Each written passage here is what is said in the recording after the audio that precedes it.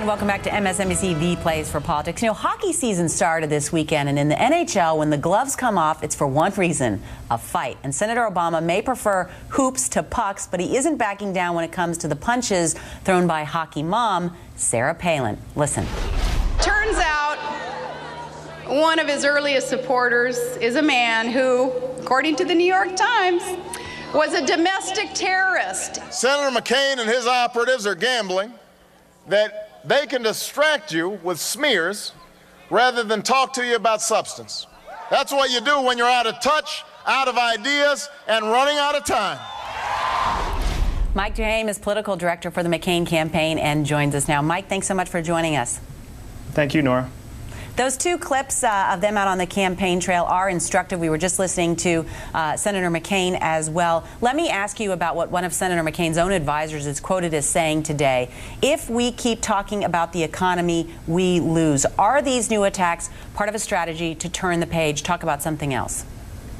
Well, I think, certainly Senator McCain has been talking about the economy for the last few weeks. He's actually taken a leadership position during the last few weeks where he suspended the campaign and came back to get the job done. Senator Obama was largely out of sight, basically said, if you need me, call me. I think really what you've got here is a difference between the two men on leadership and character, and I think the economy is a big part of that, as are other issues that are important, like foreign policy and other things. I think you've got essentially a stark difference between the two men on that.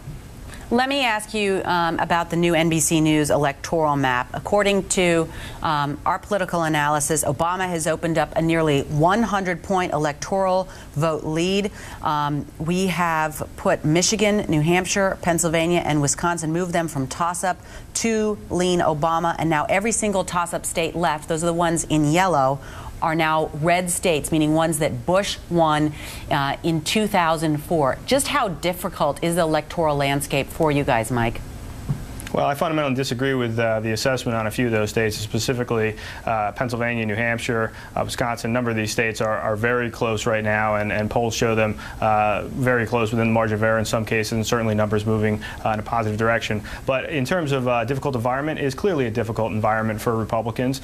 We know that. We know that the party brand has been somewhat unpopular. John McCain is really the best person to do that, to win in such an environment, because he does have such a great appeal among independent voters and among certainly a number of Democrats. We're getting a significant number of Democrat support, especially in Pennsylvania and a few of the other states you mentioned. So this is going to be a very close race. We know that. We know going into that all the states you're talking about are probably going to be decided by a few points in either direction. And we've got 29 days to go. So I think it's going to be very close, and we look forward to it.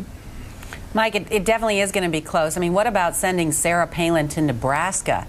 I mean, I know that they award those electoral votes proportionally by congressional district, but is that worth it to send your VP candidate there for that? I mean, that's a suggestion. Some have said that you guys are worried.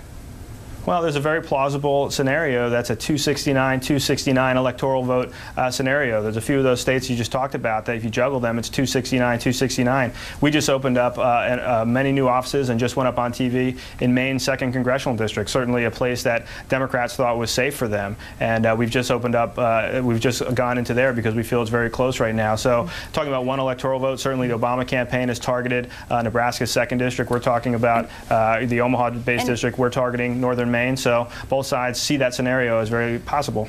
And then finally, Mike, as some Democrats have suggested, the Obama campaign is flush with cash. They are not, they did not take federal financing, and so they are, in the words of one strategist, flooding the zone. More television ads, more people on the ground. Are you, as the political director, are you feeling that? Is there any sense that you guys regret taking that federal financing and those limits, that it's hurting you? I would never say that it's that we would regret keeping our word to the American people. Barack Obama gave his word during the Democrat primary when it was politically advantageous to him. He said that he was going to take public financing. Once it became politically advantageous to go back on his word to the American people, he went back on his word to the American people. It goes right to his character. It's something that very few people talk about. He does have a financial advantage, basically because he decided to go back on his word. We'll never regret keeping our word to the American people. Obama is the first person to opt out of this since this financing has been in place since Watergate. And we don't regret our decision at all.